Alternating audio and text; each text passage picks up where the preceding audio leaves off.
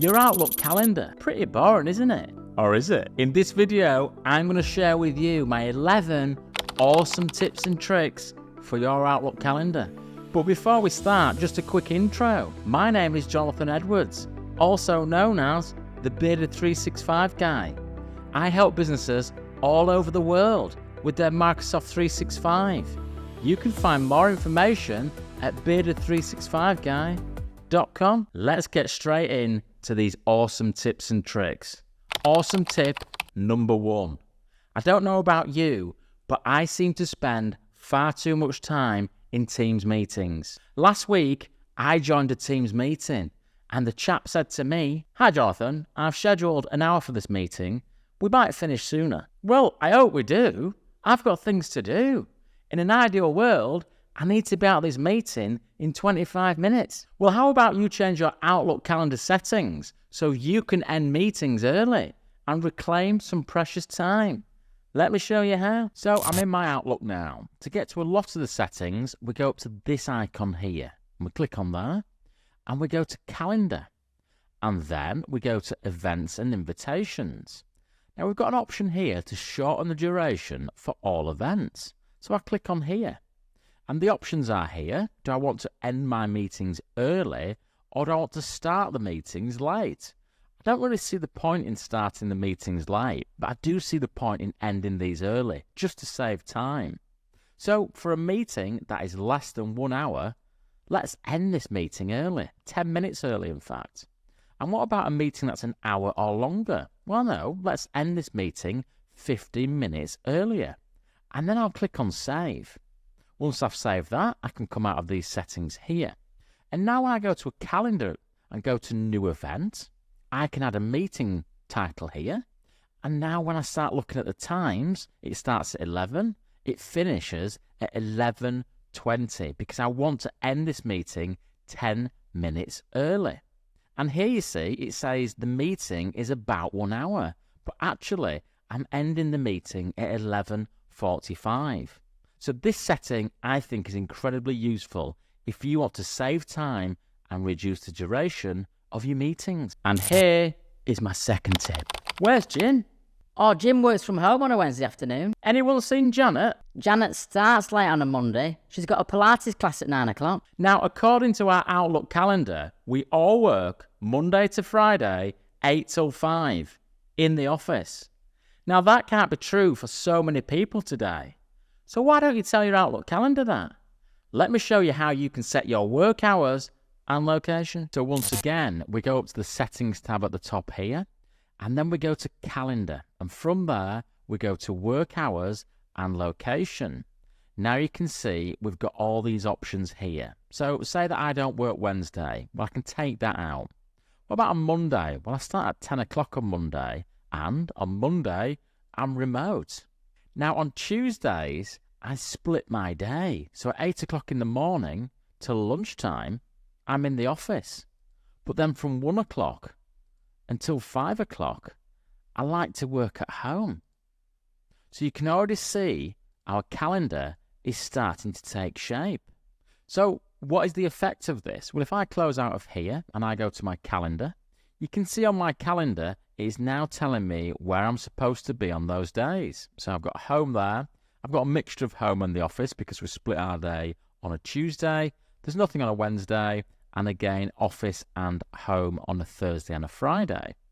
So if I open another calendar for Ellie Executive, Ellie can actually see Fred's diary. So I'll go over to here and you can see that now this also appears on Ellie's calendar. So if I'm Ellie and I want to arrange a meeting with Fred, I know exactly where he is on a regular basis. So that saves time, it helps us, and it also helps our colleagues. And now for my third tip. Do you ever get this? John, can I have a meeting at 10 o'clock on Monday morning, please? No, sorry, I'm not available at 10 o'clock. How about 3 o'clock on Tuesday? 3 o'clock Tuesday's not a good time. I like to finish early and pick up the kids. Any other options? It's all pretty painful, isn't it? And a waste of time. Well, you can get around all of this by having a Microsoft bookings page. And you can go a step further by putting your bookings link in your Outlook signature. Let me show you how. Okay, we're back in Outlook. Let's go to Settings at the top. Let's go to Calendar. Now we've got this little tab here called Bookings with Me. Everyone will have a bookings page as part of their Microsoft 365 subscription. I can go to my bookings page by clicking on this link here. So you can see this is called Fred Finance's booking page. There's a number of things we can do here. We can personalize it by changing the banner. And Microsoft have put in a couple of default meetings. A 15-minute meeting, a 30-minute meeting. Of course, I can add my own. I can make it public, I can make it private. I can use my regular calendar hours, or I can customize hours. So I can say, look, I have this type of meeting just on a Monday afternoon. That's all I do. So there's a lot you can do with your bookings page. Plus, I can add a link to my bookings page right within my Outlook signature. So if I just go back to my settings here, it says once you create a booking page, you can add the link to your signature. So I'd have to create a signature, so maybe call it this. Okay, just add some contact details. And once I've got some contact details, you can see there's a little tab here, include a link to my bookings page. And it adds that onto there. Again, once I've saved this signature, I want it to be the default for all new messages. Then when I come out of there, if I create a new email, I've got my signature. Plus, I've got a clickable link to get to my bookings page. And that opens to my 15-minute meeting. And it's connected to my calendar. So it shows all my availability. So people can just hop in, they can book an appointment, and it saves a lot of time. And now, tip number 4. Do you ever get times when emails are just going backwards and forwards, backwards and forwards, backwards and forwards, and nothing really is getting sorted out? I know. Why don't we just arrange a quick meeting and iron this out? A 30-second conversation to save all of these emails. Now, you could go into your calendar, create a meeting, add all the meeting attendees, select the subject, add some copy into the meeting. But that would take a little bit of a long time. So why don't you just reply to the email with a meeting? That means everyone on the email is invited to the meeting. The subject of the email is there, plus the body to refer to. It saves a bit of time. Let me show you how. So I've got this email here with Simon. Now we're going backwards and forwards about organising a meal out. So what I can do here, I can reply to the email and we can continue going backwards and forwards, or I can just reply with a meeting. And a meeting request pops up and you can see the subject is the subject of the email. Simon's in the meeting request. If there were lots of people in the email as well, they'd all be added. I've got the email here for context so we can look over it. I just have to put a time of the meeting in and it's done. Again, it just saves a little bit of time. Tip number 5. Do you wear multiple hats in your business? I know I do. Wouldn't it be great if you could color code all of the meetings in your calendar to represent different areas of your life? Maybe the meetings to do with that big project you're working on could all be in blue. Maybe all the appointments that are personal could be in red. Maybe all of the meetings with your boss could be in grey. Well, you can do all of that in Outlook, and it makes Outlook look a bit prettier. Let me show you how. So if you've watched some of my previous videos on Outlook, you will know all about categories. But categories can apply to your calendar as well as email. So if I go to the Settings tab again, and I go to Accounts and Categories, now you can see I've got some categories in here that I use to categorize emails. But I'm going to start adding some so I can categorize appointments in my calendar. Click on Create Category. Now what I'll do is I'll put calendar at the start of this. And then I can put the name of the category. So this one is going to be called Personal. Click on Save. I'll add some more. Okay, I've added 5 categories. Admin, Marketing, Personal, Project X, it could be called whatever you want, and Sales. So now what I can do is hop over to my calendar. And you can see here, look, I've got a week's worth of appointments. And it's just all blue. Everything blends into something else. But what I can now do is categorize these appointments by right-clicking, go to Categorize, and choose what it's about. So this is for Project X. This one here is marketing. This one here, collecting the kids, it's personal. Admin is admin. And I've just categorised them all. Now, as you can see, I've got a bit more colour. But actually, I think it's a bit more than that. I can see what areas of my life are happening on different times on different days. It just helps me to plan and digest my weeks properly. Fancy a quickie? Well, here's tip number 6. I find it really helps having your Outlook calendar as a separate window to your inbox. That way, you don't have to keep flipping between your inbox, calendar. You get the idea. Now, there are 2 ways you can do this, and I'm going to show you both. Let's go. So I'm working away in Outlook, and I need to check my availability on certain days. So then I flip over to my calendar, and then I think, okay, I need to flip back to my email. I forgot something about next Wednesday. Let's flip back to my calendar. And there's just a lot of flipping around to do. So there's 2 ways we can do this. A, I can right-click on calendar here and open it in a new window. So I've got 2 windows open, one for email and one for my calendar. Now, I'm just filming this on one screen, but if you've got multiple screens, you can have your calendar open on one of them and your email open on another. Easy peasy. Or it's 2024 after all. What you can do here, rather than opening the calendar in a new window, you can click on here and you can see your calendar and your to-do, but your calendar adds into your Outlook. So you can flip around an email, you can create new emails, and your calendar isn't going anywhere. So there's just a couple of quick tips. Tip number 7. Do you work with customers, partners, team members who are in different time zones to you? I always try to work out what time it is where they are. Yeah, it's 9 a.m. here, so it's going to be 2 a.m. there. I think that's perfectly reasonable for a meeting. Well, you can get around all of this by simply adding multiple time zones into your calendar. Do you want to see how it's done? Good, because I'm going to show you. Okay, back in the familiar Outlook, let's go to those settings again. Let's go to calendar. And you can see here I've got a section called time zones. So this is my time zone here, so I can call this UK. But then I can add other time zones. So I'll add Manila in here. There we go. Label it. Again, add another time zone. This one I will add start spreading the news. We're leaving today.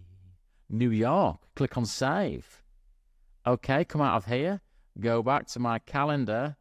And look what we've got. So now we've got New York, Philippines, UK. So when I'm trying to start a meeting here, the UK time 4 o'clock, I'm thinking, well, it's 11 o'clock at night in the Philippines. That's probably not a good idea.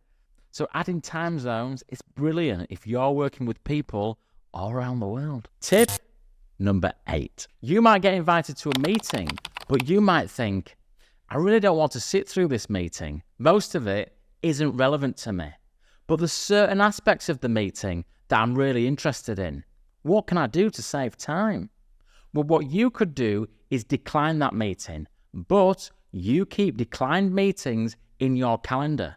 And then you can take advantage of loop components to catch up on that meeting. Sounds simple?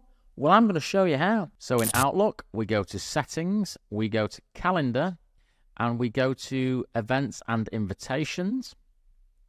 And we've got an option here, look, Show Declined Events on your calendar. Let's select that option and save it. And as if by magic, I've got a meeting request from Ellie Executive. Okay, so I can open this up here. And I'm not going to this, so I'm going to say no. That's disappeared there. But if I go to my calendar, you can see that it says Declined Finance Meeting. Now, you might be wondering, what's the point in this? Well, if I open this meeting up here, you can see that Ellie has been using Microsoft Loop for her meeting notes. So the meeting hasn't happened yet. But what happens when the meeting does happen? Okay, let's pretend that the meeting has happened now, but we didn't attend because we declined it. If I go back into this meeting now, again, Loop was used. So we can catch up on everything that happened. We can catch up on the meeting notes and we can see what follow-up tasks actually took place.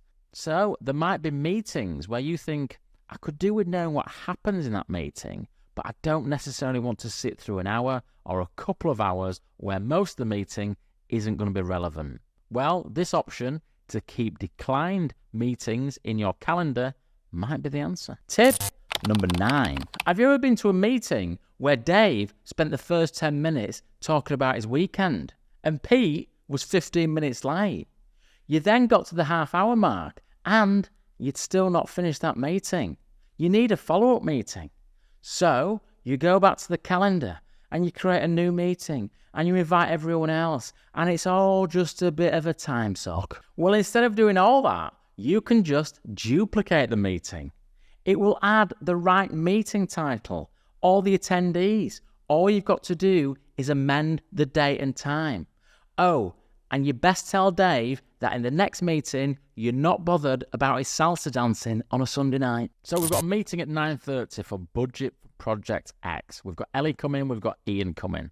We've got some meeting notes here, not many, but we have. Okay, so pretend we go to this meeting and we run out of time. So what I could do here is start a new meeting. I could add the recipients in there. I could put some meeting notes, but it's just going to take me a lot of time. Or I could simply right-click and I could duplicate this event.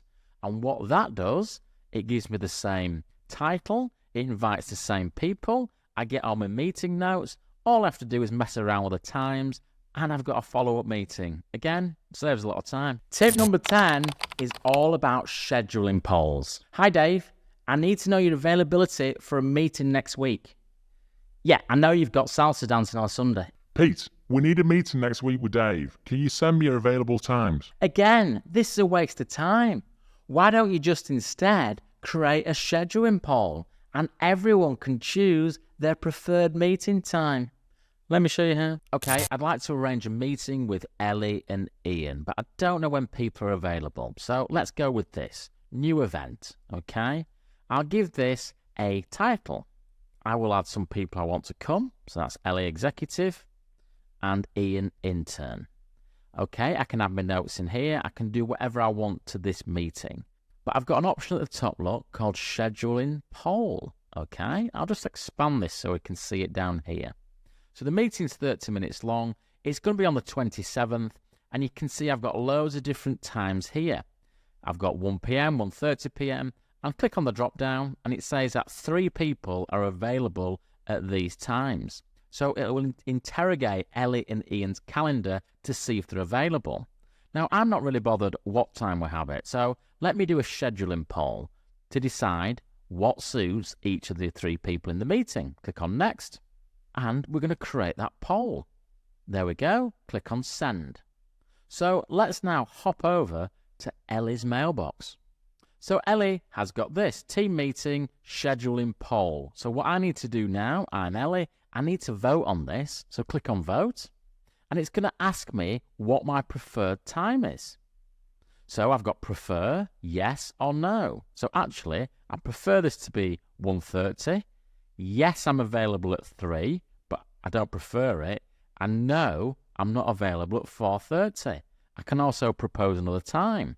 I can then vote, and that vote gets submitted. Okay, let's minimize that.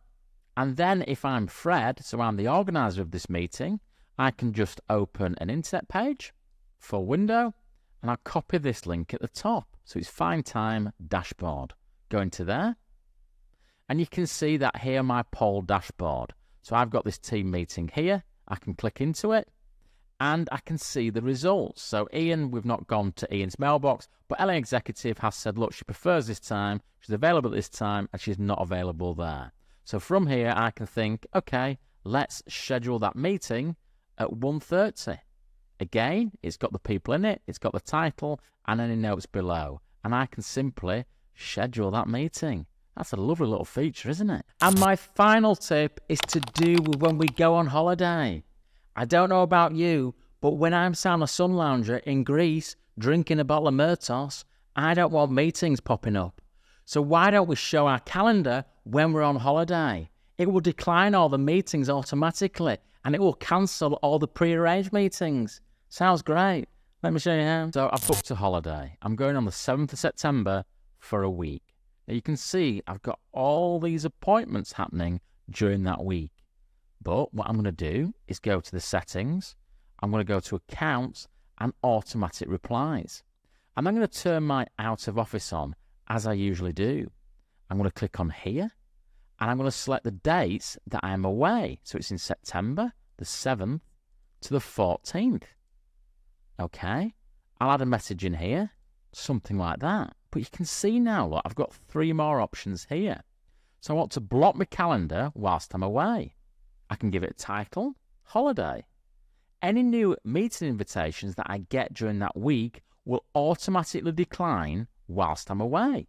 And this one here, look, decline and cancel the meetings that I've got during this period. And when I click on that, I get all the meetings in my calendar, okay? So I can decline them all, I can tick them all, that will decline them all, or I can just decline certain ones.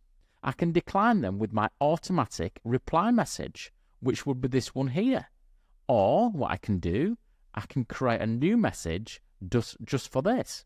I'll just use that one there, click on save, okay, and I'll come out of there. Now look at my calendar.